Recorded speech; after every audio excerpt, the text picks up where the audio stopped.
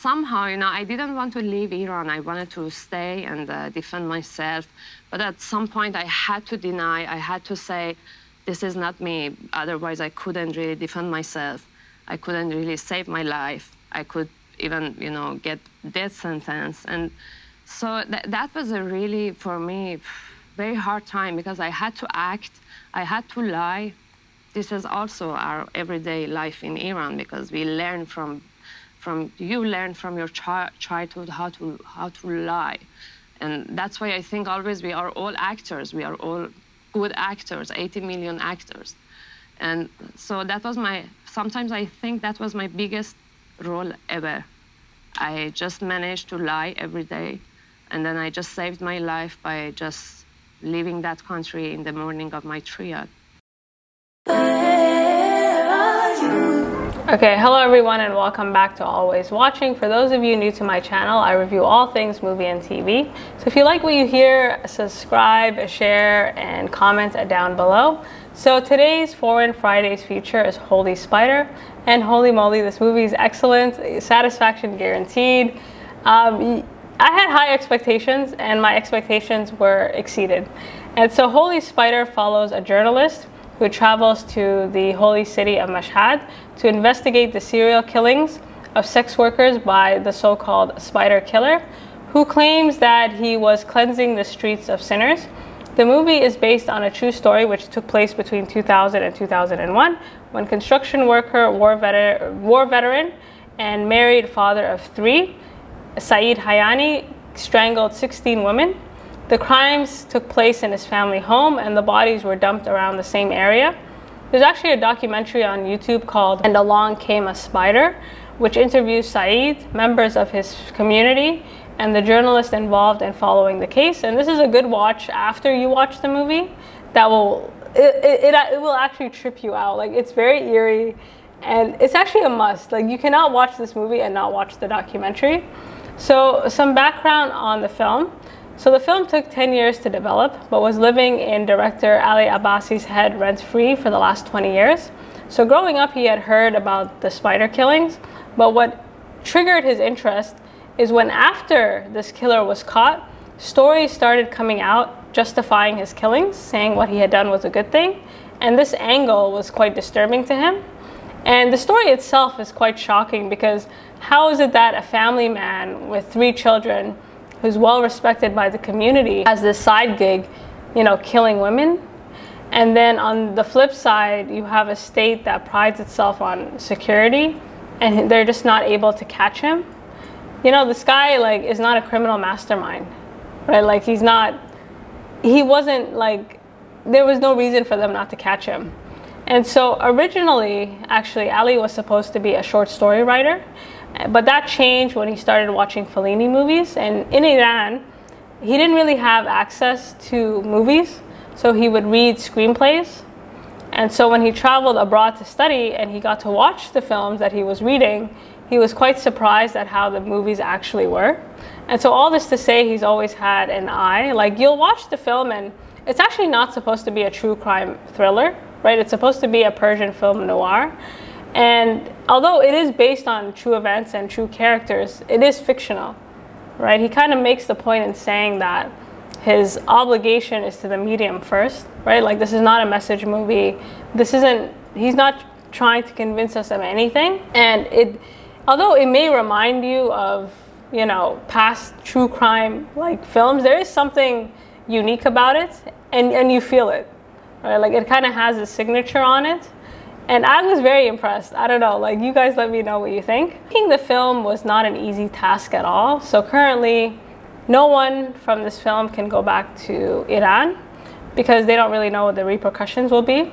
The original actress that was supposed to play the lead role dropped out a week before, probably due to pressures because, for example, appearing on screen without a hijab in Iran like would ruin your domestic career, let alone making a film about a serial killer, suggesting that the state could have done more. We don't really know what the ramifications of that would be. And so originally they actually wanted to shoot in Iran, but they said no. They then went to Turkey, but the problem was the Iranian community in Turkey wanted them out, and so they were forced to settle in Jordan. And so Jordan and Iran have many similar sort of characteristics. And so instead of like revamping the whole, like creating a new set, they just selected locations that, you know, and paid attention to small details. And I really appreciated this because sometimes when you have movies allegedly that are supposed to be in Iran or supposed to be in, I don't know, Syria or Saudi Arabia, like you can tell it's Turkey. Like Hollywood does this thing where they'll pick these landmark locations that they don't think the audience will know, but we do know. You know, like there's an absurdity sometimes to movies shot in these types that are supposed to be set in these types of places. And so this movie doesn't have that problem, right? So you can't actually tell where, like it does look like it could have been shot in Iran. Like you can't tell the difference. So this movie had a lot of ups and downs. And although it is supposed to be fictional, you know, it's not supposed to be a true crime thriller, there was some pressure, right? There was some pressure because, you know, Ali's goal was to make a good movie, but because he's an Iranian filmmaker, he's by default seen as like kind of a cultural representative of this country, which is true for a lot of foreign filmmakers, especially when you're making films in a place that doesn't have the best reputation. There's a lot about Iran that's totally lost to Western audiences. You know, telling a story is one thing, but then telling it in a place riddled with like all these negative assumptions, you know, the place becomes like a villain in itself. So that you have to demystify in some way for us to even be able to connect with the story, let alone the characters. And so I think at one point, like I watched many interviews, and in one of the interviews he said, you know, this has to be the most Iranian movie ever shot. And I think I know what he meant by that, right? Like there are certain barriers or stereotypes that filmmakers can't break depending on the country they're from. So in Iran, for example, the headscarf is a big barrier. Like breaking, like having women on screen without the headscarf has serious ramifications. And when you have movies set like about or set in places like Iran that are totally foreign to Western audiences, you know, filmmakers have to negotiate, right? Like you do have to, on one hand, it's like you do have to conceive to some of these stereotypes, but then you don't want to pander to Western audiences to the point where, you know, it's propaganda. Like, you know, you don't want your audience to come out of there thinking, oh, Iran is exactly as horrible as I thought it was going to be. And at the same time, you know, you want the audience to connect with the characters. And the way Ali was able to balance this is by thinking about Iranians themselves as part of his general audience, right? He wasn't thinking of just appealing to Westerners. He was also thinking, how can I also appeal to Iranians themselves? And the way he does that is by showing how Iranians are day to day, right? And there's a gap between, you know, how they live day to day and how they're maybe depicted as to living day to day. Before we get to that, like in terms, the movie's interesting because the actual storyline is not that interesting, right? Like the holy spider killings, like, you know, the history of people targeting vulnerable women or men in society is nothing new, right? In Canada, you have the Aboriginal women who are murdered or missing. In the US, you have everybody that's murdered.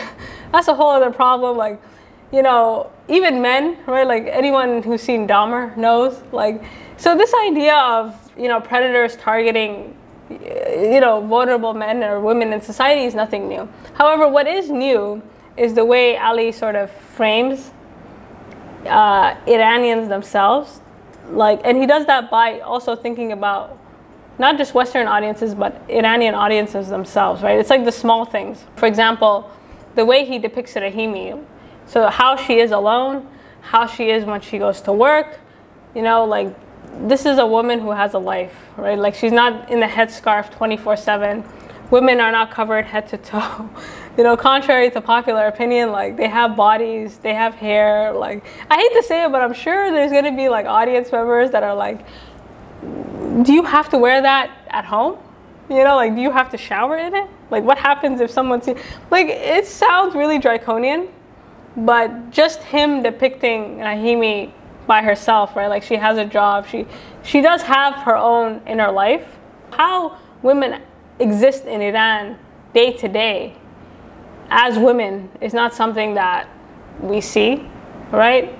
And I like that he didn't do it in like a grotesque way. Like, you don't really get these monologues or these dramatic moments of, as a woman in Iran, life is hard. Like, he doesn't kind of pander to audiences in that way, right? Like, he just shows, right? There's nothing about her. She doesn't have a love interest. You know, there isn't this sort of aggressive sexuality where, you know, you have to pull him. Like, the way he depicts women and the way he tries to break down these sort of negative assumptions, preconceived notions about women in Iran is not in the way that you would think. And I really appreciated that, right? It was very subtle. It wasn't like in your face. I think this was very smart because, you know, on one hand, again, he has to cater to Western audiences, and on another hand, he has to kind of present Iranian audiences with an image of Iran and also show the potential of Iranian cinema, right? Like, it doesn't have to be political because cinema in Iran is political, right? Like, there are certain things you're not allowed to show and certain things that you are allowed to show. Showing women without the headscarf is one thing, right? But what else is possible? That's kind of what he's aiming at here. And just when you compare, you know, Ali's, you know, upbringing to those in Iran today, right? Like, everything in Iran is connected at the moment. And so now it's not that hard to get access to films or movies, you know, from the outside world, like it was when Ali was growing up and he was forced to read screenplays, right? So there is a way for them to access this material.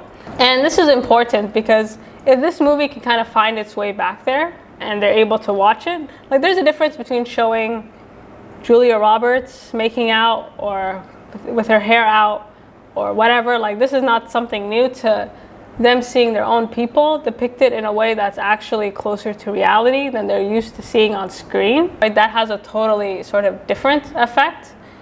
And I think now that, you know, with social media and technology, people have more access to things, and also you're starting to get funding and filmmaking from different parts of the world. And this is important because you can kind of challenge that.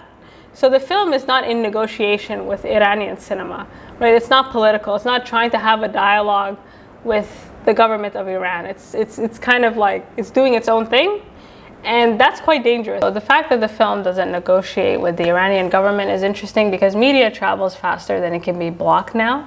So there's no need to negotiate, right? So if this film can kind of make its way back to Iran, it's quite powerful, right? So this is something else to consider.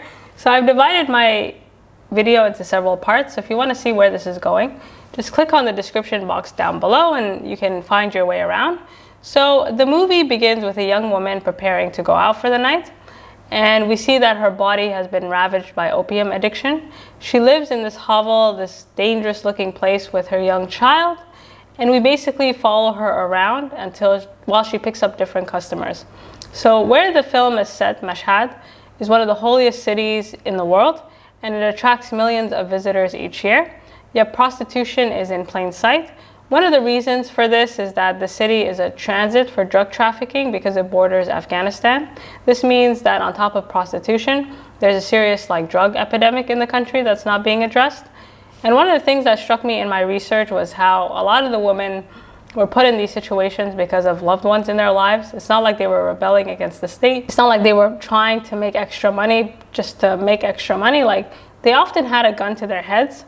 And in the documentary, And Along Came a Spider, they interview victims' families. And one of the victims closely resembles this first woman we meet at the start of the film. And her father in the documentary basically admits, one of the fathers of the victims admits to giving his daughter away at the age of 10, even though his wife vehemently disagreed. And what ended up happening is that his daughter got divorced and she was left alone to raise 6 children. The husband that remarried and refused to support them. So she didn't really have any other choice. And as I'm watching the movie, I was struck by a few things. First, how the women actually looked, right? So, you know, they're going into these bathrooms, they're changing, they don't look well, you know, and this is a conscious decision. They don't look well and they live in fear, whereas their customers vary, right? Like, they come from different walks of life. Some of them were rich, some of them were not. Like, the actual men that are partaking in this trade come from all walks of life. And there's a saying, you know, you cannot shame a man. And I feel like this is true in this context, right? So it's very easy to spit at these women and look at them like they're the lowest of the low. But what about the men that are enabling this trade, right? So I thought it was interesting that as we were following this first woman around, you know, it's as if she didn't exist, right? And in a society that kind of prides itself on community, like she's a symptom of something deeper, right? And that's what the movie is kind of trying to get at. This first woman that we meet has the misfortune of being picked up by a man in a motorcycle who drives her to a quiet neighborhood. It's only later in the film that we realize that the killer, Saeed, is bringing his victims back to his apartment or to his family home, hence the nickname, Holy Spider. And, you know, this was a scary scene because she clocks that there's something not right about this guy. And just as she's about to leave, he strangles her. And before she dies, she kind of pleads for her child. And so we followed this woman around. She's picked up different customers, but she knew there was something wrong with this customer, right? There was something off. And so he basically, after he's done killing her, he dumps her body. And what we see in the first sort of few minutes of the film is a pattern that we would see over and over again until he's caught. So the actor who plays Saeed is amazing. His eye acting, like I could feel the intensity, right? I could feel the vibes. And it was just like, he's actually a theater actor. He comes from a working class background. And he actually does have experience driving these flimsy motorcycles and doing these types of jobs.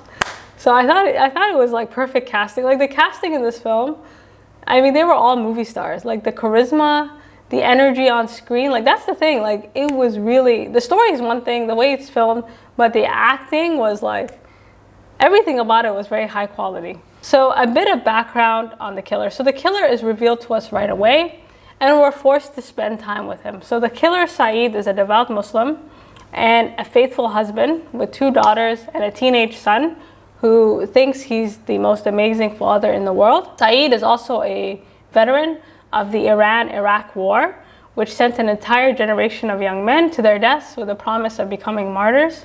He's one of the few that survived unscathed, and since then he's been kind of desperate to fulfill some purpose. He complains in the film that God brought him back from the war because he's unworthy of death, right? He kind of wishes that the war went on for much longer. So he really believes that he's not meant to just be a builder, right? Like he's like, I got other things and other goals that I need to do. His logic in terms of killing these women is that it's a continuation of the war effort, right, against people who corrupt the earth. So his killings are just an extension of the war.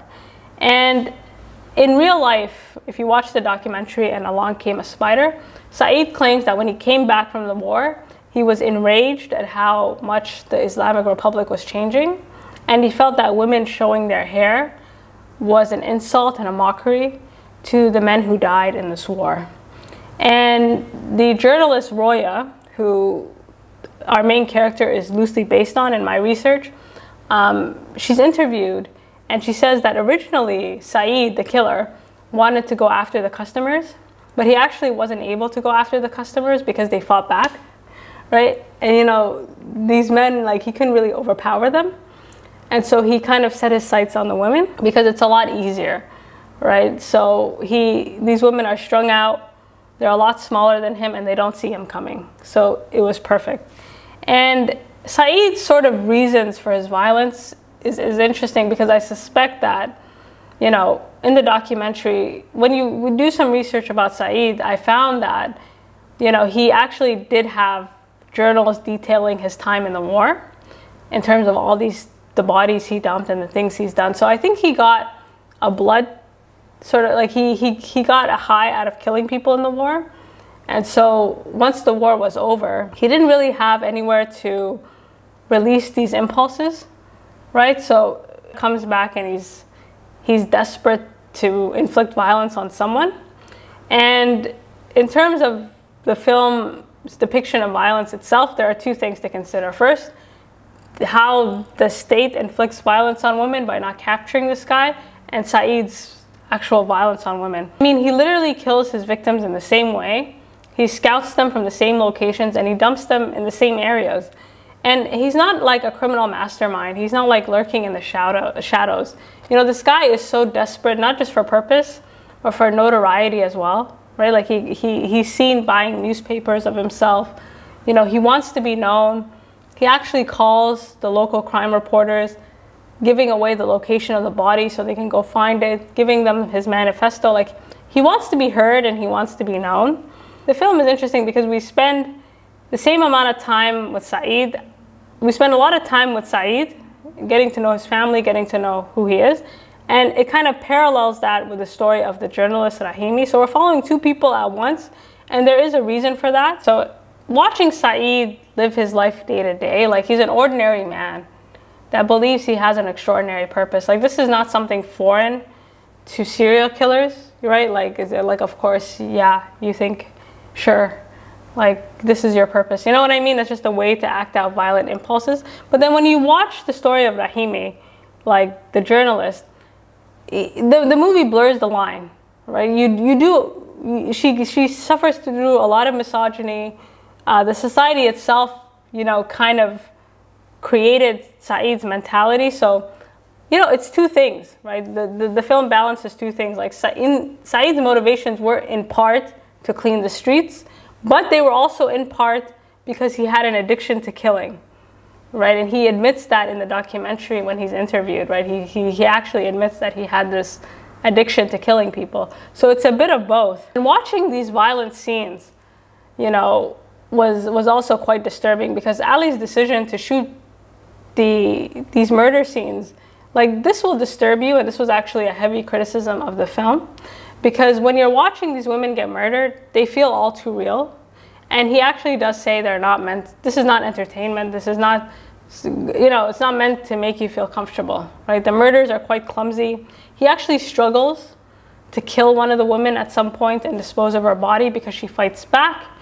And, you know, when I was thinking about depictions of killings, you know, especially when it comes to serial killer, there's usually an ease to it, right? Especially if the killer is a man and the victims are female, right? Like, so I did appreciate the fact that the women were not killed, like, too easily. You know, there was some struggle there. And also you have to consider the fact that he's a man and these women are drug addicted and they're not expecting it, right? Whereas a man would be expecting it. So by forcing us to spend time with Saeed right at the start of the film and kind of laying out his motivations and watching him try to justify his motivations as his bloodthirst gets worse and worse throughout the film, you know, the film is able to kind of call some BS on it, right? So Saeed is just a man, and however heinous and infamous his crimes are, he's a small man, right? He's nothing. It kind of takes away this mythology of him, and it kind of brings it down, right? This tension between wanting to clean up the streets and this addiction where he literally starts to get off on it, right? Like, quite literally, you know, like being aroused by his own killings. You know, it kind of brings him back down to earth. And so regardless of his motivations, the absurdity of his actions is interesting, because now the movie draws attention to the state itself, because you're watching this man making these, you know, calls on these payphones, being like, the body is dumped here, and you're just like, is anyone gonna comment on this man, right? Like, are we really not gonna do anything about it? And so the way the film kind of commentates on the state and criticizes the state is through the story of Rahimi, like the journalist in the story. So to discuss the systemic violence that the state is inflicting on women, we turn to our main character, Rahimi, played by Zar Amir Ibrahimi, and she gives an extraordinary performance. This is a star. Like, you know, in terms of charisma, in terms of energy, that's what I enjoyed about this movie. Like, it felt like we were watching movie stars that we were unfamiliar with. Does that make sense? Like, the energy was just brought. Like, every time she was on screen, I was like, let's go. Like, everybody kind of held my attention. And originally, she was actually the casting director of this film, and the role was given to her at the last minute because the actress who was supposed to play the part, I think, got cold feet because of what would happen in Iran. So she dropped out.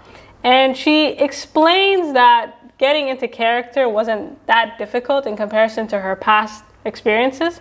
So Zar originally is an actress, actually, and she was quite a famous actress in Iran. And playing this part, she says that she didn't really have to go far to flush her out, right? And I thought that was really interesting, because before living in France, Zar was a prominent actress in Iran, and I show a clip at the beginning of this video where she explains, why she had to leave Iran, right? So she was forced to flee the country after a tape of her came out, an intimate tape of her with her boyfriend, or her ex at the time, came out and started spreading all over Iran. And apparently, according to my research, this is like a thing in Iran. Like, it's not unusual for people to have like sex tapes, which I think is interesting. But what made this story famous is because she was famous, right? And it destroyed her career. Like, she went from having a very comfortable life in Iran to having nothing. And she was facing imprisonment and lashes, and she was just forced to leave her lucrative career behind. And actually, one of the reasons that she was able to stay alive, she says, for so long, is that when the story first came out, The Guardian did an interview with her where she denies that this was her on the tape. And because she gained some notoriety outside of Iran, I think that gave her enough time to flee the country. So she was actually quite in a very scary predicament, because likely she would have been jailed. So she fled before her trial, and she leaves Iran and she comes to France with almost nothing to her name. She literally has nothing. And she has very little hope that she'll ever return to Iran, let alone somehow finding her way back to cinema. And I was reading interviews, and this time in France was quite difficult, right? She says she had 1 year without work. She didn't have money. She didn't have anything. She had 2 or 3 friends. The community that she had in Iran basically distanced themselves from her, and they didn't really want anything to do with her. And as a refugee, people told her time and time again, like, you need to stop it. Like, you need to be more realistic. You need to find a career. Like, this isn't going to work.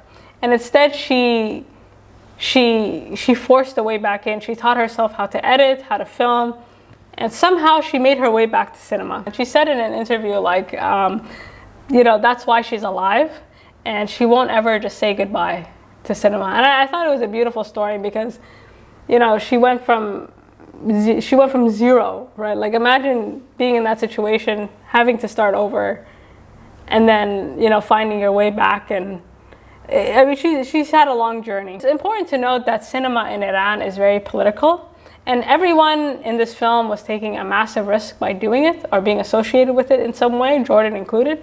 And the controversy is not so much with telling the story, it's like the way you tell the story. It would have been fine if they if they put headscarves on, or maybe didn't insinuate that the state was involved. So we meet Rahimi when she lands in Mashhad to do a story about the spider killings. And she's a young woman traveling alone, which triggers a bunch of red flags, right? So the minute she comes to the hotel, they're like, oh my God, you are unmarried. We want nothing to do with you. And nobody wants to be seen catering to a young woman who's unmarried. So, right off the bat, just her existing, let alone the story, is already an uphill battle. And I like this hotel room scene. So with Rahimi, there's a image of her outside of the workplace, and then when she's alone. And these moments alone are very, very special, because this hotel room is where she can kind of take off her scarf, touch base with her family, and just relax. And it's kind of her only safe space. And we see in the movie that, like, especially when you compare her to Saeed's wife, who is showing her hair, but she's wearing long sleeve everything right in front of her husband. So the fact that Rahimi is alone with her shorts and her tank top, like that in itself is like throwing the audience off. And it's probably throwing Iranians off too, because that's probably how they chill in their room, but they've never seen themselves probably chill like that on screen. And so in Iran, I hate to say it, there's probably, in terms of like having a room of one's own, like this hotel room is as close to having a room of one's own. But given the society that she's in, there is no room that's inaccessible to men, right? Like there's nothing. And we see this, like there's a scene when this officer basically barges into her hotel room to give her the details of a murder, and he makes himself comfortable. He sits down, he puts his legs up, you know, and at some point he calls her worthless, because at the end of the day, a woman without a man is worthless in society, and therefore fair game, whether you're wearing a hijab or you're not wearing a hijab, right? So the fact that even this space can be infiltrated, like the way he kind of, the film shows how there really are no safe spaces for women because they can't really lock the door behind them, is very telling. So Rahimi is an interesting character because she's very passionate about the case, and at the same time she's like a human being. The film avoids giving her the trope of the journalist who knows everything, right? Like she doesn't come off as arrogant, right? Sometimes when you have characters like this, they overcompensate. Like, look how strong, you know, this Iranian journalist can be. Like, look how strong and like how amazing. Like the movie doesn't do that. Like, to be honest, like she takes a lot of unnecessary risks. There are a lot of times where she's uncomfortable. To be honest, outside of this hotel room, she's uncomfortable wherever she goes. You know, she's putting up a front, right? She looks scared, confused. When she's on the bus, like you can kind of read it in her face, where you can tell like she's trying to put up a strong front, but she's a human being. And at the end of the day, she's a single female in one of the holiest cities during, you know, a killing spree that she could very much, as far as the community there is concerned, she's no different than the victims. And so throughout her investigations, like she gets closed door after closed door, right? No one's picking up the phone. No one really wants to help her. They don't really like her that much. And it's really interesting because Rahimi, although she's a journalist, she's basically privy to the same type of treatment as, and possibly the same type of outcome as the women that she's investigating. And to the men around her, like she's just as worthless as these women who died, right? It's like, why are you even out here investigating this? Nobody asked you to do all this. And so during her time in Mashhad, she's able to make one friend, the local crime reporter who the killer feels they need to call, which really tripped me out because apparently this did happen in real life. So apparently this killer, after every killing, picks up the phone and calls the local crime reporter to be like, I dumped the body over there. So that shit tripped me out. So she befriends this local reporter, and at times he's the only thing standing between her and a gun. Like you get that sense that if he wasn't there, you're not really sure what these guys would do, right? And I do like that he's not a love interest. Like I like that he's there to provide her with support. He looks out for her without being overbearing. So even before Rahimi arrives to Mashhad, she has a reputation, right? The police and the local clerics, first, they don't really like how she's covered the story. So as a journalist, she seems to have a reputation for going after the state. And you see this throughout the film, right? Like she's always, despite her questions, despite that she's trying to do her job, the men always remind her of her place in society, right? They're like, act right. Like, you know, there's a place to sit and there's a way to sit and there's a way to talk. And she was towing that line. Right, and you could tell that when these men checked her, like her reaction was a bit. So again, I like that she doesn't overdo it because it's realistic, right? You're kind of in a world where you have to watch your mouth or something really bad can happen. It seems like Rahimi's, on top of having a reputation for not making the state look great, she had a reputation for having an affair with her editor at the time, who apparently harassed her, and she reported him. So it seems like she had some troubles in Tehran with the people she was working with. She says that she was repeatedly harassed. And this is interesting because it explains a lot of the risks she takes, because everything Rahimi does in this film, you get the sense that she's on her last leg, right? Like she needs to prove herself, and she needs the story, right? Because as hard as it is to build a career, it takes seconds to destroy it, right? Like a simple rumor destroyed her reputation. And this is what enables these men to kind of come at her the way they do. And I was thinking that Rahimi's story actually very closely mirrors Zara's story, the actress who plays her. And, you know, Rahimi's reputation was quickly slandered by a rumor. It takes years to build up a career and seconds to destroy it. And it seems that this story may be her only hope of getting her reputation back, right? Like there's a desperation there.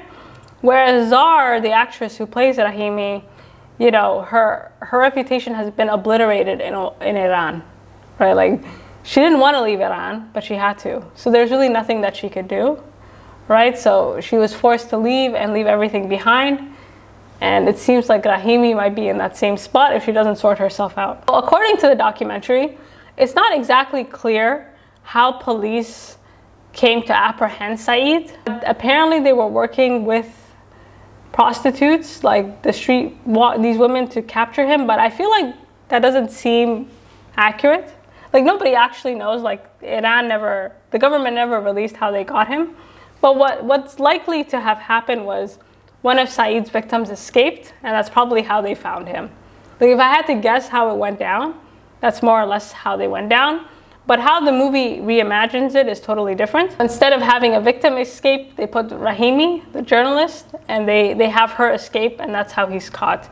And what motivates her to pursue this serial killer more aggressively is when one of the women she interviews comes up dead.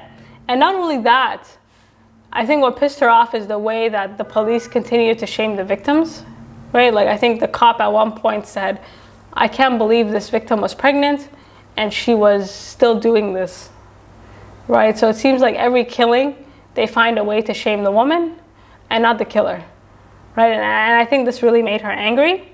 So during her investigation, Rahimi discovers that the killer basically circles the same neighborhood, and there's even a witness that pretty much sees him scouting the place. Like, the guy is not hiding, you know, like, there are several witnesses, there are several people who have seen him around. So the whole thing is quite disturbing. And so the way her plan escalates, again, like, I like how they showed her uncertainty. Like, she takes a risk, a stupid one, and it barely pays off, right? So at first she's just scouting the place, right? At first she's just looking, and then she puts herself in the position to be picked up. And that was a bridge too far. Without police support, without any support at all, besides her sidekick, and that guy was questionable. And when, you know, throughout the movie, we're following Rahimi and we're following Saeed separately. And then the movie kind of comes to a head when they finally meet. And, you know, her plan kind of escalates. She gets more and more desperate to get to the bottom of the story, because it seems like, the way this movie is being told, the police have no interest. They're not going to go out of their way to catch him, right? Like, they're not going to spend resources, you know, put men in danger to try and catch this guy. And so her decision to put herself in the front line was really interesting, because there's a scene where she's getting ready and she's talking to her mother on the phone, and they're very concerned for her, right? Because she's living kind of dangerously. You know, as confident as she was putting on the makeup, and, you know, until she goes live, you can see the fear in her eyes. And her plan is a bit crazy, right? So her logic is she gets picked up, and then hopefully that her partner, this local crime reporter, will follow her, and then they can kind of bust them together. But unfortunately, that's just not how it works out. And as soon as she gets on the motorcycle with Saeed, I felt her fear, right? Like, she looked terrified. There was really no going back. And I think the fear of failure is pushing her more than the fear of dying at this point. The way Saeed was driving, no one could keep up. I mean, he's driving a motorcycle, right? Like, and he's driving through all these corridors and neighborhoods. And this poor guy following just didn't really stand a chance. And in this scene, when they're alone in the apartment, I thought it was really interesting how he shot it, right? So her fear fully kicks in. She can't hide it. She's smoking, she's shaking. At no point in time does she tell him, like, "I'm a journalist, we caught you, if you touch me." Like, she doesn't try to talk her way out of it, because there's really nothing she can do. And that's not something you would normally see in movies like this, right? Like, normally, you know, she wasn't even prepared. She just had a pocket knife. And that level of fear was very realistic, because she got lucky. I mean, she got very, very lucky, because as he's chasing her around the apartment, you could, like, actually, I'm watching her defend herself. I feel like that's how I would be defending myself. Like, the scenes are shot in a way that they're so clumsy, if that makes sense. Like, people are not easy to kill, you know, and especially considering Mind you, she's not drugged.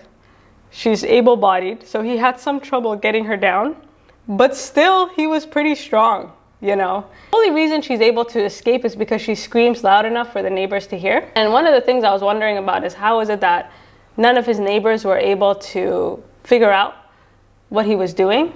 And I feel like it is possible that they watched, like people did see him bringing women home and taking them out, but it wasn't their place to say anything because he's a man. And given how rampant prostitution is, I'm sure people in the neighborhoods were doing the same thing. Maybe not bringing them to the home, but it is possible that his neighbors noticed and they just felt like it wasn't their place to say. And he finally is arrested. He's almost like relieved.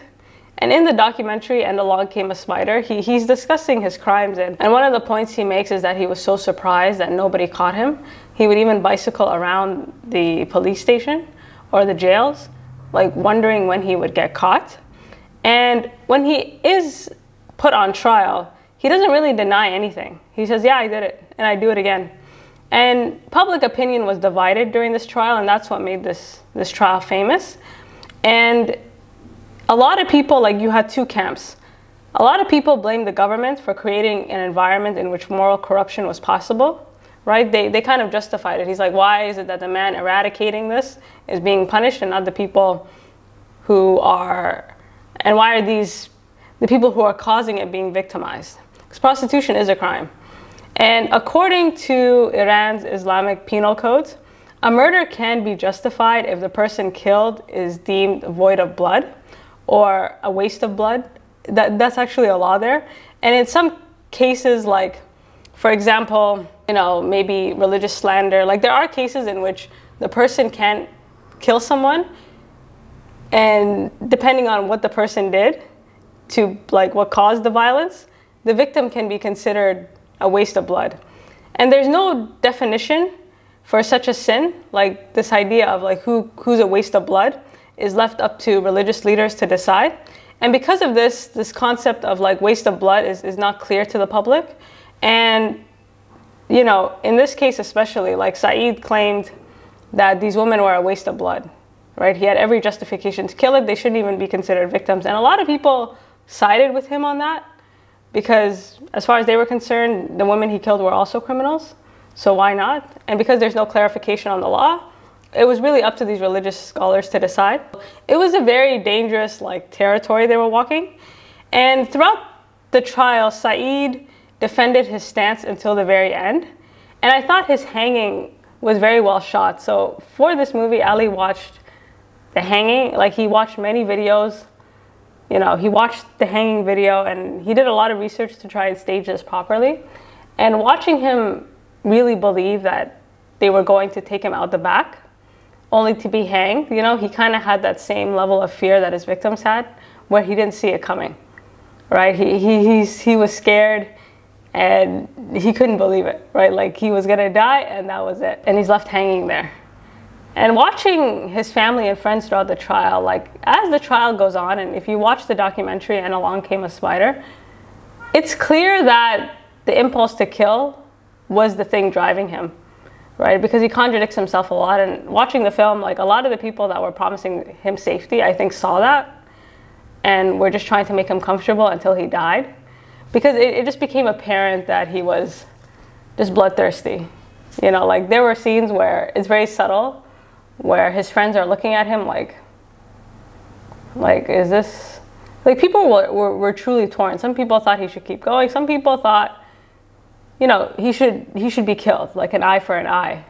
But all of this doesn't really, even the people who thought he should be killed thought he had some justification. The movie's ending is really important to note because the movie ends with Rahimi back on a bus and she says goodbye to her, you know, her friend. And the last scene of her we see is Rahimi with her camcorder. And during the trial, she literally interviews everyone. She interviews Saeed's family, his friends, and the only interview that was left out of the movie until the very end was the interview with Saeed's son. And in this interview, Saeed expresses love for his father, and he even reenacts the murders using his little sister to show audiences how his father committed the crime. And this the way the movie sort of reenacts this is very close to the real interview with Saeed's son. And so in the last clip, we see that the killer's son is basically saying how he might take up the mantle, how regardless of what happened to his father, you know, his legacy will continue, because at the end of the day, many more people, there's a lot of people who sided with him. Unless the state does something, like there's going to be 100 more Saeeds. You know, so the son was very proud of his father and even contemplating taking up his mantle. And I think this was to show, like, this last scene, like ending with a child, is interesting because, you know, generationally, like Mashhad, like as we watch the movie, we see that misogyny is very deeply rooted in Iranian society. And a lot of people saw the women as criminals, right? Where not wearing a headscarf is one thing, but selling your body on the street is like, it doesn't take much not to be seen as a human being. And Mashhad is a conservative town. And so the implications for this city were even worse. So if something like this were possible, it would only be possible in Mashhad. And so what has changed, right? So contextually, when we think about these crimes and then we compare it to what's going on in Iran today, there's a lot to consider. So in one of his interviews, Ali, in kind of making the movie, was focused on like a specific tone.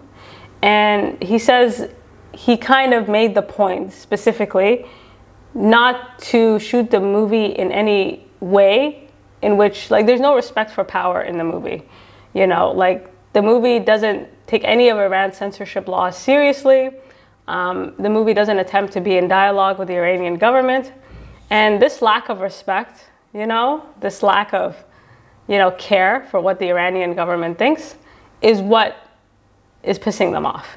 And depending on where you're from, you know, saying something is a matter of life or death, right? Like, telling a story like this is actually a matter of life or death. It's the difference between going home and not going home, which in the case of the people involved in this film, like, I doubt they can go back to Iran. He mentions in an interview, like, the movie, you know, comes out at a good time because it kind of is coming out at a time where Iran is very unstable.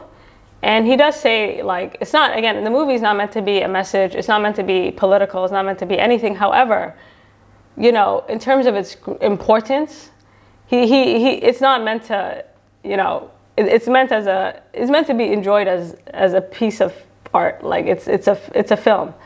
But he says if the film can get people interested in Iran, then that's also very successful. And I feel like the movie did do that, because I started looking into these protests and I started Googling things about Iran that I didn't know.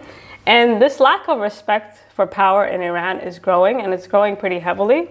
And a lot of that has to do with these vague laws that continue to be a problem, right? So, for example, with the hijab. So while I was researching, I found that actually, you know, in terms of what is the appropriate way to wear a hijab, this is very vague. It depends on the morality police there. So women being stopped and being fined or re-educated because they're not dressing, you know, how they see is appropriate is quite common. And I was reading a lot about this, and even if a woman wants to wear the hijab and she feels comfortable in it, it has to be in the way that they want. So the law is not clear, and it's really at the discretion of the people in power to either loosen up or to really crack down and make people's lives kind of a living hell. And so this sort of, you know, created a pressure cooker that essentially exploded.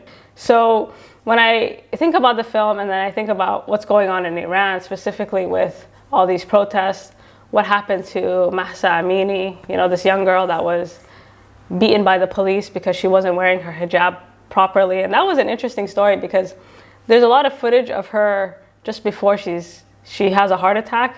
And she seemed to be dressed just fine. You know, like, she wasn't even dressed that badly. But again, it just goes to show how it's really at the whim of the people in power to decide, you know, what counts and what doesn't. What makes this time period in Iran special is that people aren't even pretending to care anymore. And the protests and the anger is coming from people from all sides, like men, women, different classes. It's not one thing, right? It's like a general sort of anger and frustration with the system there. And people are done negotiating, right? They've waited a long time. And now they're saying, you know what, we're tired of waiting. We don't want to deal with you anymore. There's a tension, or there's basically a message that's like, what's done in the dark will come to the light. And I thought that was really interesting because, you know, a lot of what you see isn't what you get when it comes to Iran, and specifically with women's rights there. And people are tired, right? Like, they're no longer hiding, right? They're taking off their hijabs. They're actively letting people know that, you know, we're not even talking about regime negotiation. So this tone in the film that Ellie was trying to portray is the same tone that the people of Iran are pretty much communicating to the world, which is that we're tired of waiting. You know, they're done negotiating, and it's like change by any means necessary. And this propaganda of like, oh, Western forces or media, and that's the thing about Iran and a lot of countries, is that it's so interconnected, and people have the ability to compare their lives to others. And when your lives are so, when the laws in your country are so restrictive that you can't even, you know, that you're not even sure if you'll be arrested or not, like the uncertainty that these laws create to kind of, you know, keep that fear in terms of like, keep people in fear of the government and in hopes that they'll just kind of keep doing what they want, is not working, right? Like, this uncertainty has created a pressure cooker that's essentially exploded. So you guys let me know what you think. I love this movie, and until next time.